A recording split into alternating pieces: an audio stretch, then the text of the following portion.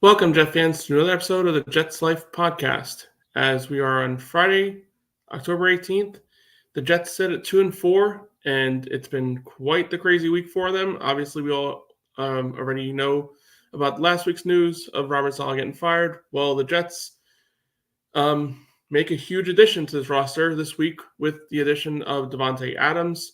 Obviously, familiarity with Aaron Rodgers, the Jets now have a legitimate number one wide receiver to pair with a player that we all believe has the ability to become a future number one receiver in Garrett Wilson. And we've seen a lot from him already this season. Obviously, started off a little slow. Last couple of games kind of picked up steam. Rodgers going to him a lot more frequently. How will that impact the Jets and Garrett Wilson's production? Obviously, Davante Adams is going to get a big share of those touches. Lazard was getting a lot of touches as well. Breece Hall this past week had one of his best games of the season, his best game of the season. So things are starting to shape up for the offense. Obviously, a new play caller in Todd Downing, calling his first game last week against the Bills. Much more production at the offense than we've seen in the past few weeks. Would love to see him kick it into the end zone. That's the difference between a win and a loss in this last week. I think we can all kind of point that finger to that. But nonetheless, the offense is operating in a way that you would like to see an Aaron Rodgers-led offense operate. Aaron Rodgers was a hair away from a 300-yard game, his first 300-yard game as a Jet. 294 passing yards, had it not been for a holding call against Joe Tippmann on that very last drive. That would have been a Breece Hall first down. He would have been over that mark. But nonetheless, it's not the case here. Still waiting his first 300-yard game, and maybe having a new friend in town in Davante Adams paves the way for him to be able to eclipse that mark. And will it be this week? Jets have a huge game coming up here as they travel up to Pittsburgh to play go against the Pittsburgh Steelers. Jets at 2-4, obviously we all understand is not much more room for error. Things got to get straightened out. Obviously, firing the coach was a big step in that direction. It just wasn't enough, and we were just a hair away from pulling out a victory against Buffalo in that game. A lot of stuff happened in that game that we can all be disappointed about. The refs being one of those things, but I don't think the refs were the difference in that game. They obviously kind of hand-wrapped, gift-wrapped the Bills a touchdown late in the first half with all those pass interference calls and holding calls that eventually got the Bills into the red zone, and eventually the Bills capitalized. I think that's really where you point at being the biggest issue is the Bills got into the red zone, and when they did, they capitalized with touchdowns. Jets got into the red zone, and when they did, they capitalized with field goals, and in some cases, missed field goals.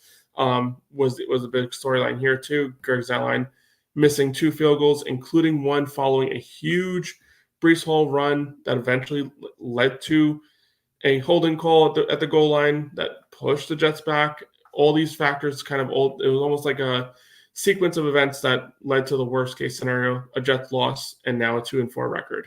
But that's a story for yesterday. We're now moving forward to a game that I think, traveling to Pittsburgh is never easy, but the Jets get a little bit of injected with some, hype, a little bit more positive vibes, which is something that they definitely needed. I myself, going into this game, going into this week, really was very pessimistic following that Bills game. I thought that was a game that we had in our hands. Really, we were the better team on the field. We just didn't capitalize when we needed to. All those factors kind of bring us to this point here where we're now 2.5 games out of first place. And let's be real, we have 11 games left. We truly do need to go 9-2 over that span to really be legitimately like in the square of it all. We've lost some games against opponents that potentially could come down to tiebreakers late in the season. Denver, obviously losing to Buffalo. These are games that Jets have to, if they're going to make a run here, they definitely got to win these conference games moving forward. Again, not much room for error moving forward, and they have a big game here, an AFC opponent against the Steelers, a team that will probably be vying for that 5, 6, and 7 wild card spot if everything falls to plan moving forward. Obviously, big news on the Steelers front of things. Russell Wilson getting first team reps with the Pittsburgh Steelers. And from all accounts, sounds like he's slated to start. I, for one, kind of draw back a little bit on this, just a tad, because, I mean, Justin Fields hasn't been playing terrible. He's been, operating with this team.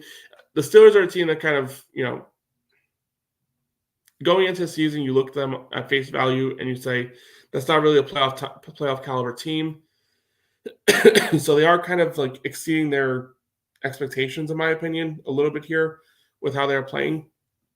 I don't think that, like I said, many of us really kind of envision Steelers being a team that would be in that, fighting for the division per se, because the Ravens obviously dominated the division last year. They've been a strong team over the last few years since Lamar Jackson has been there. I don't think the Steelers are up to their level yet. Browns obviously took a step back. Cincinnati seems like they're kind of hitting a little bit of a stride here. Dug themselves into a hole, obviously, with a poor start. Winning a couple of games helps.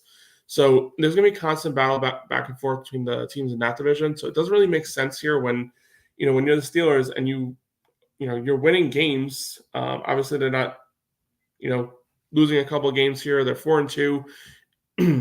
I don't see the sense of urgency really to transition the quarterback. Again, Justin Fields, I don't think is the reason for why they're losing games. He's not, running up the score.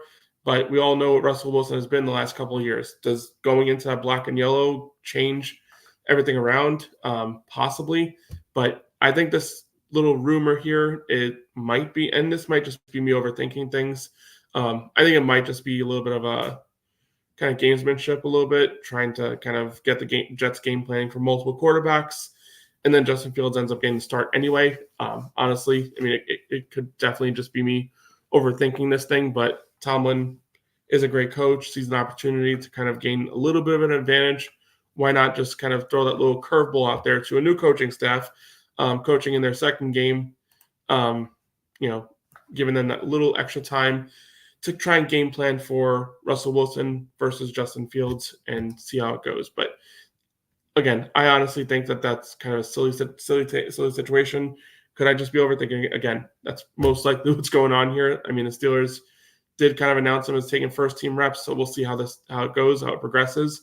But nonetheless, as of right now, the Steelers are rumored to be starting Russell Wilson in this game versus the Jets. Obviously, a lot went wrong in that Buffalo game from an offensive standpoint. I mentioned it earlier, and you kind of look forward to what's coming up here. If the Jets play a very similar game to what they played against Buffalo, I think this is a situation where the Jets can go into Pittsburgh and come away with a victory. There just needs to be improvements in a few key areas that have been really causing problems for most of the season. I'll start with the defense side of the ball. And for as great as this defensive line was, kind of slated to be coming into the season, obviously we all understand the Hassan Reddick situation. Obviously we understand the Jets traded away John Franklin Myers for a bag of peanuts.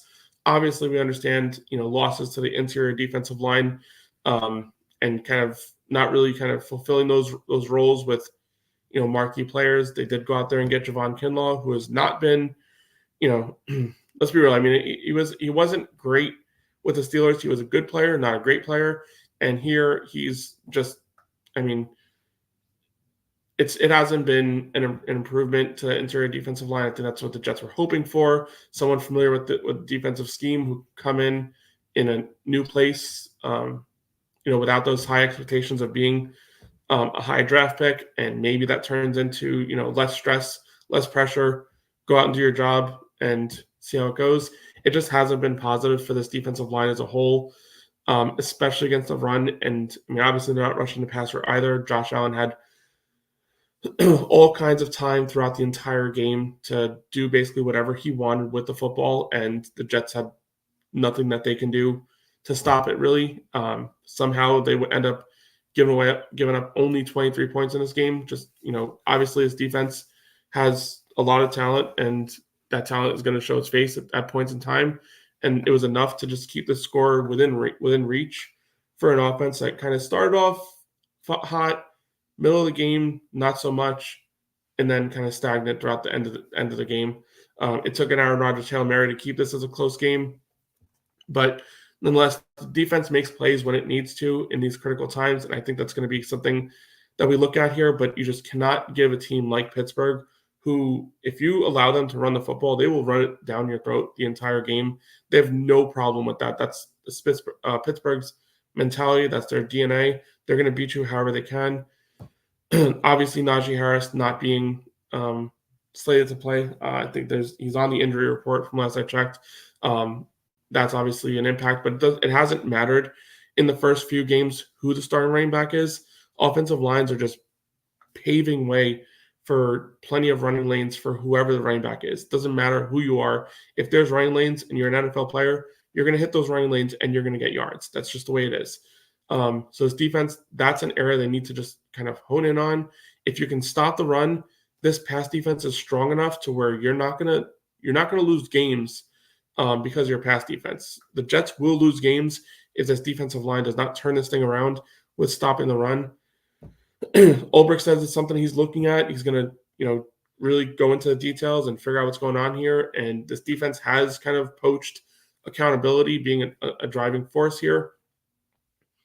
For one, many instances where they're just getting blown up in the middle of the line of scrimmage, and that's a concern for me because you look at the middle of the line of scrimmage, and that's Quinn Williams right there, but he has nobody next to him to kind of take away those blocks. And Fotu played in his first game here this last week and just wasn't enough in those early downs to stop the run.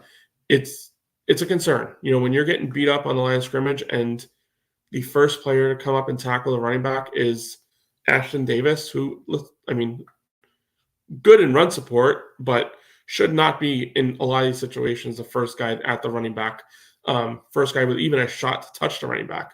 That's what we saw a lot in the Buffalo game. That cannot be the case. Obviously, Ashton Davis being a little bit of liability in coverage, but if he's coming in for run support downs, that's a good thing to have. But I like the play he made later, like in the middle of the game somewhere, where he's streaming down in run support to stop the run behind the backfield. That's a big play. That's what you want to see. You don't want to see him being the first guy touching the running back 10 yards down the field. That was a constant issue in this game. And obviously something the Jets have to turn around and fix before it gets too late. Because at the end of the day, you can't stop the run. It doesn't matter who your quarterback is. Doesn't matter who you're playing on offense. You cannot stop the run. The other team will just take advantage of that, grind it down, and it opens up things for the other team on play action. And it's just, we saw it a lot in this game. Things were wide open downfield because I feel like the Jets had to kind of sell out for the run in certain situations. So obviously a situation needs to be corrected. And if it gets corrected, I think that's an area that the Jets can really take advantage of, because I don't really fear many players on the outside for Pittsburgh. Obviously Pickens is a reliable wide receiver, but I think when going matched up against Sauce Gardner and DJ Reed, there might be an advantage for the Jets in that aspect of it. But yeah, definitely an area where I'd like to see the Jets kind of just really take this as a game to try and solidify your run defense, figure out what you've done wrong over the course of these first 6 weeks, get it corrected this game, and let's move forward as a defense as a whole, because I still have a lot of faith in what this defense can be. A lot of similar players, if Hassan Reddick gets his ass in camp or at practice and in these games, obviously have situations like last week where stop Josh Allen and you get the ball back, but instead Michael Clemens kind of breaks in for whatever reason, knowing that Josh Allen's going to probably try and kick it outside.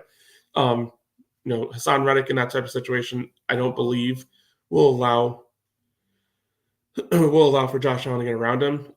That's an area where, once again, situations like that where if Reddick's here, it's a situation where we could win. For any of those people who believe we don't need Hassan Reddick, we do. This defensive line has been problematic throughout the season.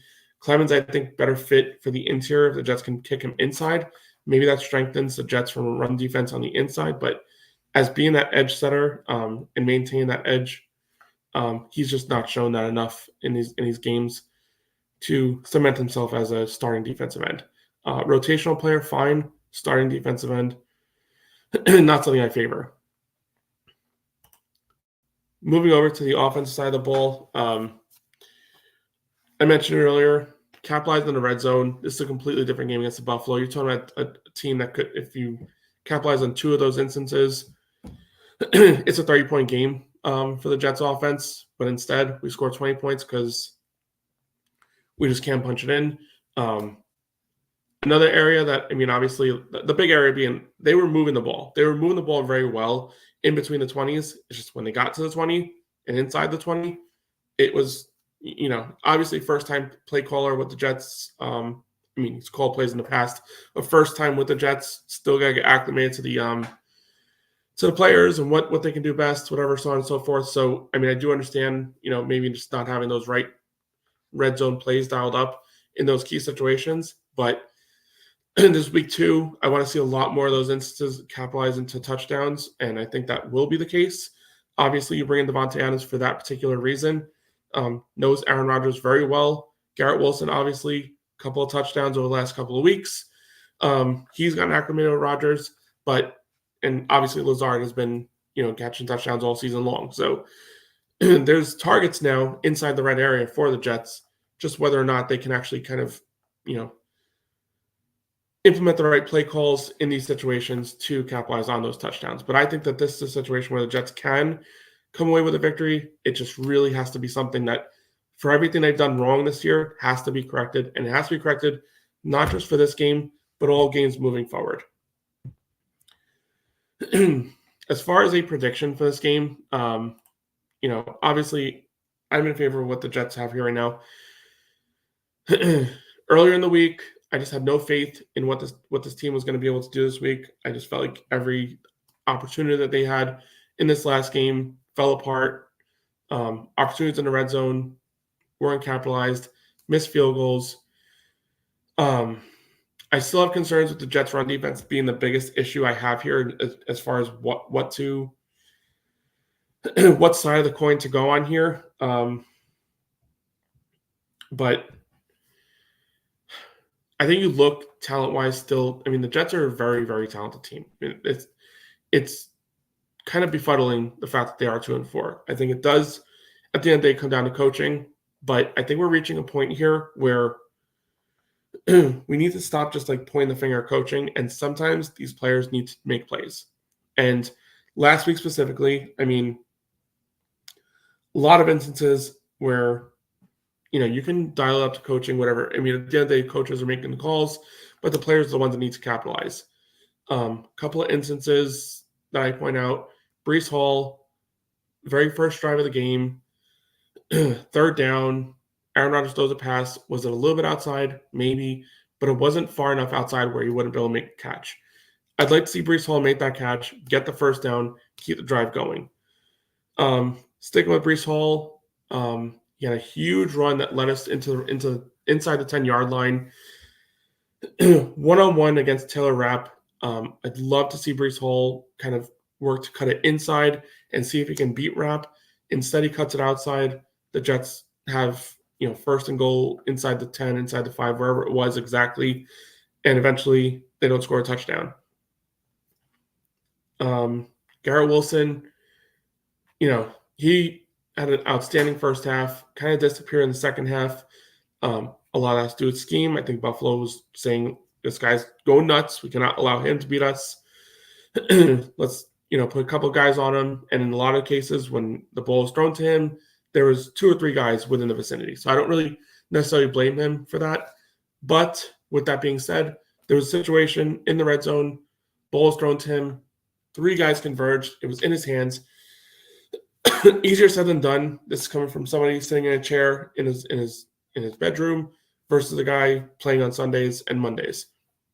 But love to see Garrett Wilson, have the strength, keep that in, keep his hands on the ball, bring it down. That's a touchdown. It's a game-changing type of play that you expect game-changing type of players to make. Garrett Wilson, Breece Hall, Sauce Gardner, et cetera, kind of portray themselves as being those game-changing players, and I believe they all have the potential to be.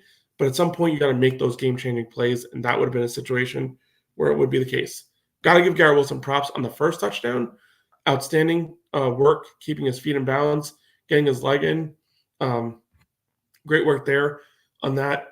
But we proceed to like other kind of key areas. Jeremy Ruckert, Aaron Rodgers zips a ball right to him and down the seam. That's a play the tight end has to make. But he drops it because I think it was Taylor Rapp again, who Taylor Rapp was all over the field in this game. Got to give him props for an outstanding game on defense. But down the middle of the field, Jeremy Ruckert, ball in his hands, would have been a first down. That would have been a first down following, I believe, that Breece Hall first down run that got called back for holding on Tittman. He drops the ball, eventually leads to an interception. This offensive line as a whole, I mean, has got to be better. Aaron Rodgers should not be getting hit as much as he has. Tyron Smith was brought in here to be a brick wall on the left side of the offensive line and protect Aaron Rodgers, and he has not been that to this point.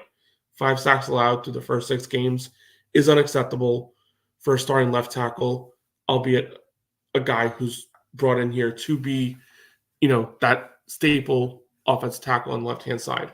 It's not acceptable. I wonder if there's a situation here where if this struggling continues, do the Jets bring in Fashanu to maybe stabilize that left side a little bit? We've seen him on the right side, and this offensive line still wasn't great. I have major concerns with this offensive line. The interior, I mean, when you look at how they're playing a little bit, especially in the run game this last week, it was pretty positive what we were seeing. It just seemed like a game that Jets kind of went away from the run, didn't kind of proceed with that. Again, Breece Hall kind of getting stopped by the line of scrimmage on a lot of situations in the second half. This offensive line needs to get it together. It's week 7 coming up here, and this is a game against a strong defensive line, mainly TJ Watt. He's a guy who could change a game by himself, and that's all they need. He's a guy who can come in there and get 3 sacks on any given Sunday. Cannot let that guy beat you. You cannot. I mean, if you can figure out a way to keep him under wraps, keep him in control, I think the Jets stand a good chance here. But if you let this guy get in the backfield and let him wreak havoc the way he has, similar to what he did in that Atlanta game to start the year, that cannot happen. Because the Pittsburgh Steelers will beat you 12-10, and they have no problem with doing that. Just cannot let that happen. Jets offense needs to be better, needs to capitalize on key situations in the key areas of the field. And if they do those things, this is a game that they can win, get back on the winning stride, and let's try and produce wins and, in bulk for once. I mean, need to start capitalizing, need to start winning games, need to start doing this. You're 2-4. It's a 17-game season. It's not baseball. It's not basketball. It's not hockey. You don't have all these windows of opportunity to string together wins. You string together enough losses, you need to string it, you need to reverse and string it with a lot more wins to kind of get yourself back in the mix. And I honestly, this is a game with the addition of Davante Adams. I think that's a key factor to my overall prediction and why I believe the Jets will go away from this game with a victory. I know the line has switched. I think that initially Pittsburgh was favored. That line has shifted to the Jets being favored. And I do think the Jets come away with a victory in this game. I think they can win this game. It's, again, coming down to capitalizing those red areas. I think they will in this game. Give me a score of 24-20. Pittsburgh is going to play good. They're going to run the ball. I think that's going to be a big factor here as well. They are going to be able to run the ball unless the Jets defense can turn it around. But Pittsburgh has been one to take advantage of your weakness. They will run the football. But I think what we saw of the Jets last week on offense was very promising. I see that kind of progressing its way into this week as well, with the addition of potentially capitalizing on some of those red areas and scoring touchdowns. That's what I have here. Jets 24-20. Let me know what you think. Hit me in the comments. Hit the like button. Subscribe to my channel if you haven't already. And most importantly, let's go Jets.